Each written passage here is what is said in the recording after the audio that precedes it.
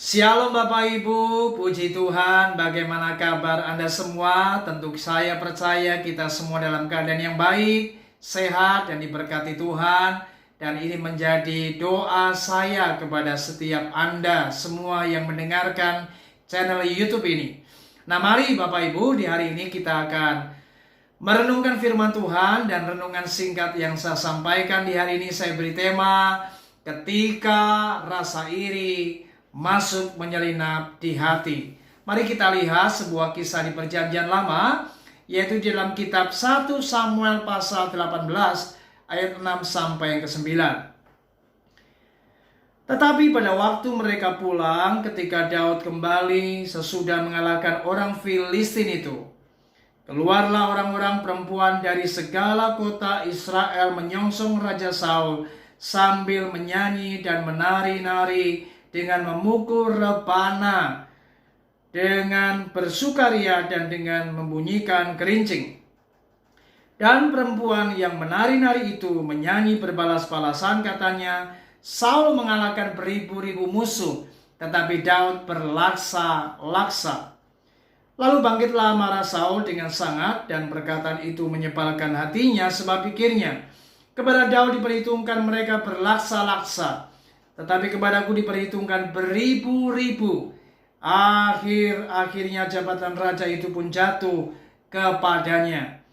Sejak itu maka Saul selalu mendengki Daud.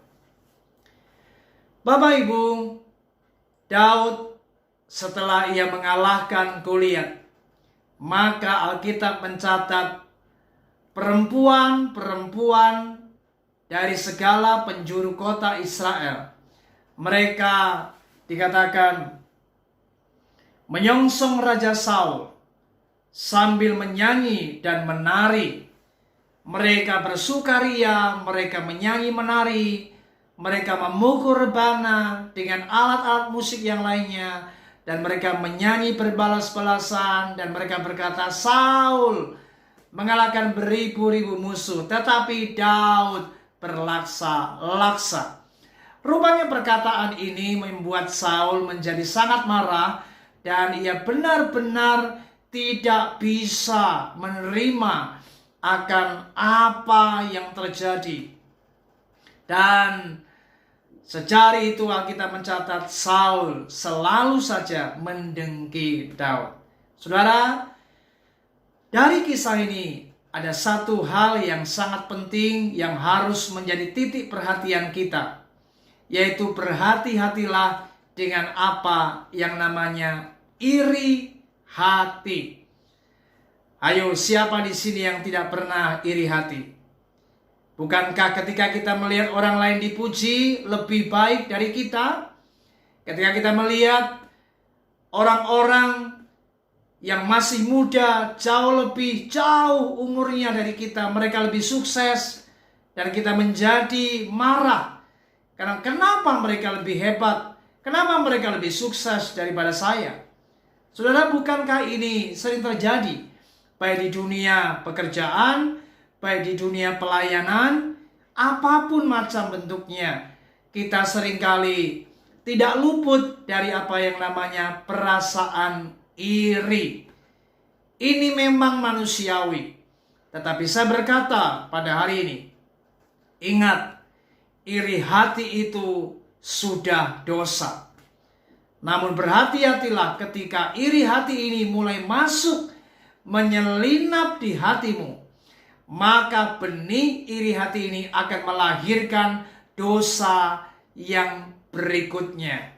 Saudara, tanpa sadar, ketika Anda sudah mulai iri dengan orang-orang yang lebih hebat, yang lebih dipuji daripada hidupmu, mereka yang lebih sukses karirnya daripada karir kita hari ini, saudara, maka berhati-hatilah.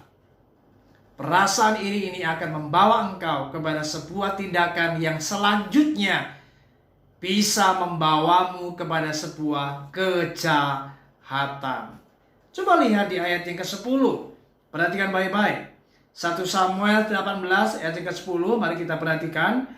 Keesokan harinya roh jahat yang daripada Allah itu berkuasa atas Saul sehingga ia kerasukan di tengah-tengah rumah sedang Daud main kecapi seperti sehari-hari. Adapun Saul ada tombak di tangannya. Saul melempar tombak itu karena pikirnya, baiklah aku menancapkan Daud ke dinding. Tetapi Daud mengelakkannya sampai 2 kali. Saudara, lihat. Karena Saul begitu sangat marah, dia dengki, dia iri dengan Daud. Karena Daud lebih dipuji-puji oleh perempuan-perempuan Yerusalem daripada Raja Saul. Maka Alkitab mencatat Saul kemudian ia melemparkan tombaknya untuk membunuh Daud. Ia sangat tidak suka dengan Daud dan dia tidak mau Daud hidup. Dan inilah bukti bahwa ternyata benih iri hati akan melahirkan hal-hal yang selanjutnya, yaitu perbuatan yang jahat. Saudara, saya berdoa hari ini, mari jangan pernah iri hati dengan siapapun. Entah itu dengan tetangga kita, entah itu dengan rekan pelayanan kita, entah siapapun yang ada di perusahaan di mana Anda bekerja. Ingat, setiap orang itu memiliki kasih karunia-Nya masing-masing. Baik di dunia pelayanan, setiap orang punya anugerahnya masing-masing. Mari hari ini bersyukurlah dengan apa yang ada pada kita. Bersyukurlah dengan semua yang kita miliki hari ini. Kita tidak perlu iri hati dengan orang-orang di sekitar kita. Baik itu secara materi, secara jabatan, secara karunia, apapun juga. Ingat, lebih baik kita bersyukur, lebih baik kita belajar memiliki jiwa yang besar untuk belajar menerima sebuah fakta. Dan kita percaya ketika orang lain diberkati, maka kita pun juga kelak akan diberkati. Saudara, orang yang memiliki jiwa yang besar, dia tidak akan pernah iri dengan siapapun. Dia selalu bersukacita melihat orang lain sukses. Dia selalu gembira melihat orang lain jauh lebih hebat. Dia tidak pernah terusik dengan siapapun juga. Karena apa? Dia bisa menerima sebuah fakta dan dia selalu bersyukur dengan apa yang ada. Dan orang yang bisa berlaku demikian, hidupnya jauh lebih berbahagia daripada orang-orang yang iri hati. Oleh sebab itu, mari, ketika Anda iri hati, Anda tidak bisa tidur. Anda akan selalu resah. Anda selalu gelisah. Anda mungkin bisa saja nanti merancangkan hal-hal yang jahat untuk melukai dan membunuh seseorang.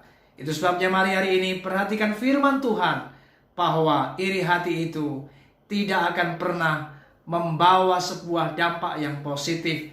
Iri hati itu jelas-jelas akan membawa engkau kepada dunia kejahatan. Itu sebabnya bertobatlah hari ini. Buang rasa iri hati itu dalam hatimu. Mari bersyukurlah dan tetap bersukacita melihat orang-orang lain lebih sukses. Dan saya percaya Anda akan jauh lebih diberkati Tuhan. Tuhan Yesus memberkati kita. Shalom.